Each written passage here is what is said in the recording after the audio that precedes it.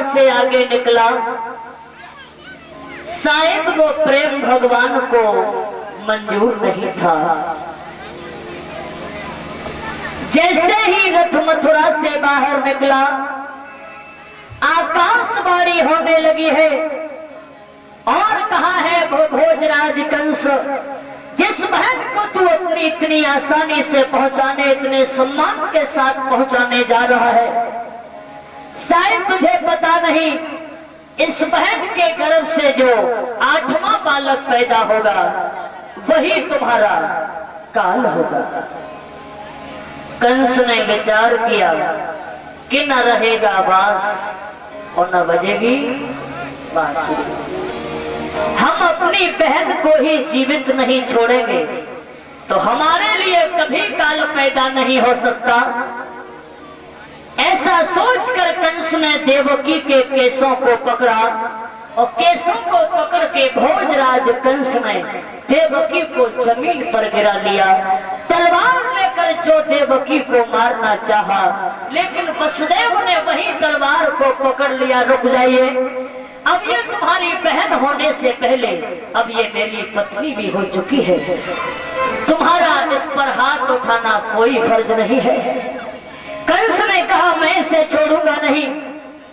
वसुदेव ने कहा तुम्हें देवकी से डर लग रहा है कि इसकी आने वाली संतान से डर लग रहा है। कंस ने कहा मुझे देवकी से कोई भय नहीं है, मुझे तो इसकी आने वाली संतान का डर है। वसुदेव बोले अगर ऐसी ही बात है तो यमुना मैया की कसम खा के कहता हूँ, देवकी के गर्भ से जो भी बालक पैदा होगा मैं तुम्हारे हवाले कर दूंगा। कंस ने देखा कि ये मेरा बहनोई मेरे साथ में दगा नहीं करेगा, ये हमसे झूठ नहीं बोल सकता है। तो आज कंस ने देवकी वसुदेव को छोड़ दिया। वसुदेव देवकी को लेकर के बटेश्वर में आए। धीरे धीरे समय व्यतीत हुआ और जब देवकी के गर्भ से आज पहले बच्चे का जन्म हुआ तो वसुदेव ने उस बच्चे को गोद में लिया और ये मथुरा में कंस के पास जाकर पहुंचे। कंस ने उस बच्चे को गोदी में लिया तो उसे दया आ गई और कहा कि इस बच्चे ने मेरा कुछ नहीं बिगाड़ा, इसे ले जाओ और जब 8वां बालक पैदा हो तब हमारे पास में लिए आया। कंस ने इसे वापस कर दिया। इधर देवताओं ने सलाह मिलाई है, कंस को अगर इसी तरह से दया आती जाएगी तो भगवान के अवतार में बहुत ही विलंब होगा। अरे नारद जी आप ही कुछ कीजिए, अरे नारद जी आप ही जाके समझाओ। तो नारद जी ने उठाया बीड़ा चल दिए, नारायण नारायण। कंस के दरबार में पहुंचे, उचित आसन डालकर नारद जी को बिठाया भोजराज कंस ने। नारद जी ने पूछा कि हमने सुना कि तुमने अपनी बहन का विवाह कर दिया। नारद जी ने कहा तो कंस बोला नारद जी अरे बहन की बात न करो। क्यों? अरे जिस बहन को मैं प्राणों से बढ़कर प्रेम करता था वही बहन हमारे जिंदगी के दुश्मन हो गई। क्या हुआ? अरे मैंने जब उसका विवाह किया तो आकाशवाणी हुई, देवकी के गर्भ से जो 8वां बालक पैदा होगा वो मेरा काल होगा। नारद जी बोले अभी तक कोई बालक पैदा नहीं हुआ।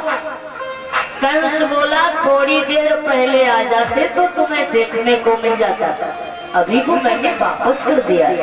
बोले वापस क्यों कर दिया? कंस ने कहा मेरा तो काल 8वां बेटा था लेकिन वो तो पहला ही था। नारद जी ने कहा भोजराज कंस, आकाशवाणी ने ये तो नहीं कहा कि जो नंबर से 8वां बालक पैदा होगा वही तुम्हारा काल होगा। अरे 8वां बालक तो चाहे जौन सा भी हो सकता है, तुमने उसे वापस क्यों कर दिया? कंस को ये मालूम पड़ा हो, आज ये कंस भागा, भागकर देवकी के आंगन में पहुंचा। देवकी की गोदी से उसने उस बच्चे का पैर पकड़ा और घुमाकर पत्थर की चट्टान से पटक दिया। आज इस कंस ने देवकी के बच्चे का वध कर दिया। मैया देवकी रोती चिल्लाती रह गई।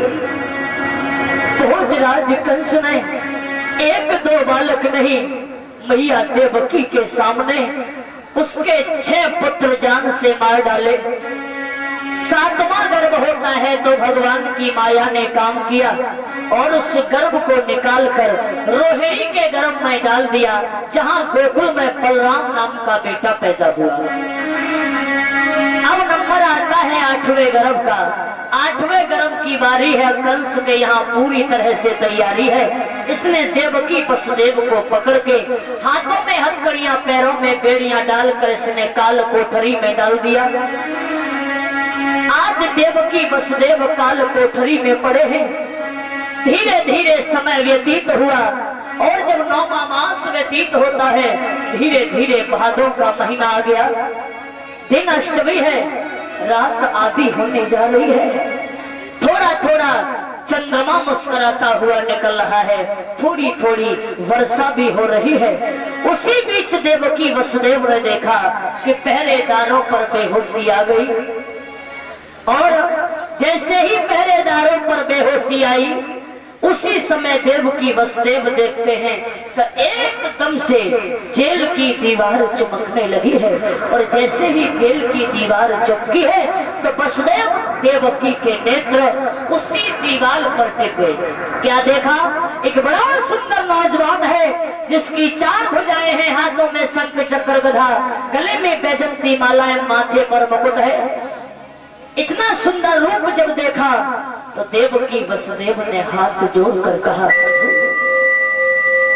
प्रभु कंस यहाँ कभी सफाई भी नहीं करवाता है, आप ऐसी जगह कैसे आ गए? तो हम आपकी क्या सेवा करें? भगवान हंसकर बोले, सेवा करवाने नहीं, सेवा तो तुम्हारी करने आया हूं। पहले हमारे ऊपर एक एहसान करो, रातों ही रात में हमें किसी तरह से गोकुल में पहुंचा दो और जब मैं बड़ा हो जाऊंगा तो कसम खाकर कहता हूँ इस कंस दुष्ट को जल्दी ही खाक में मिलाकर छोड़ूंगा और तुम्हारी हथकड़ी बेड़ियां जल्दी से ही तोड़ दूंगा। इतना कहकर के भगवान शिशु रूप धारण कर लेते हैं और देवकी की गोदी में आकर के लेट जाते हैं। बोलिए बाल कृष्ण भगवान की। आज देवकी ने कहा, मेरे भैया ने इतने बालक मार दिए, मुझे दुख नहीं हुआ, लेकिन इसको बचा लो, ये बहुत सुंदर है। वसुदेव बोले, पागल हो गई हो, हाथों में हथकड़ियां, पैरों में बेड़ियां, 4-4 ताले लगे हैं, पहरेदार खड़े हैं और ऐसी काली रात में इस बच्चे को लेकर के कहा जाए?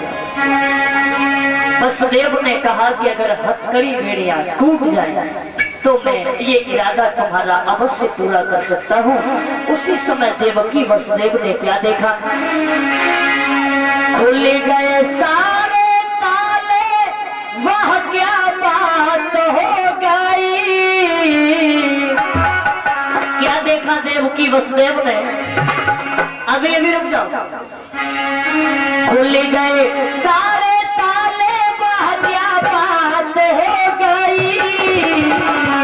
वो जब से जन्मे है कन्हैया, करामात हो गई। जब से जन्मे है कन्हैया, करामात हो गई।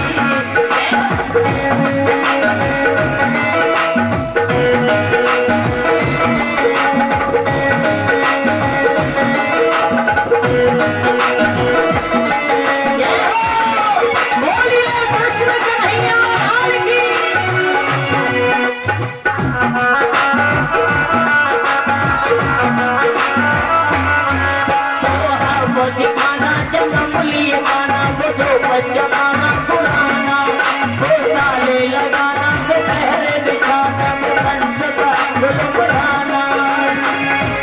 उस रात का कसना भयंकर था, उस कंस को मारने कायर था। वो बादल छाए, अब आए बरसात हो गई। बादल छाए, अब आए बरसात हो गई। जब से जन्मे है कन्हैया, करामात हो गई। जब से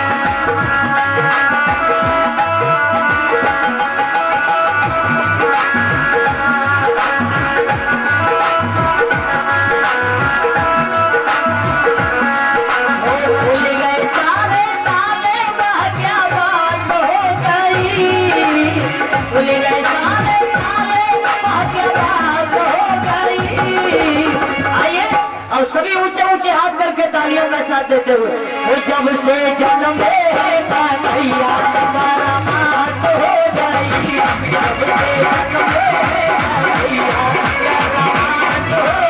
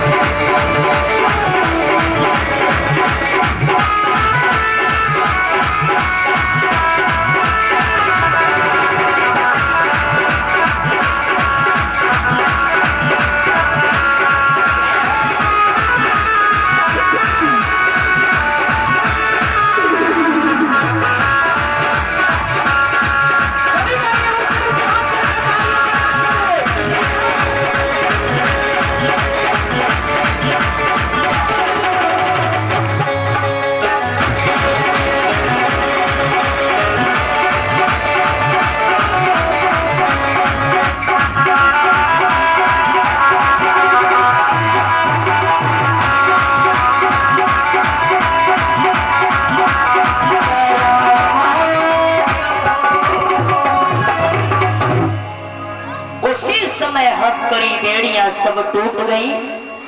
वसुदेव वहां से उठे और भगवान को सूप में लेटाया और वसुदेव जेल से बाहर हो गए। आइए चलते हुए यमुना मैया के किनारे पहुंचे। आइए अब आपके बीच में सुंदर सी कृष्ण और वसुदेव की झांकियां। लेकिन ये दुनिया का दस्तूर है कि बेटी हमेशा पराया धन होती है। आज देवकी के माता पिता कहते हैं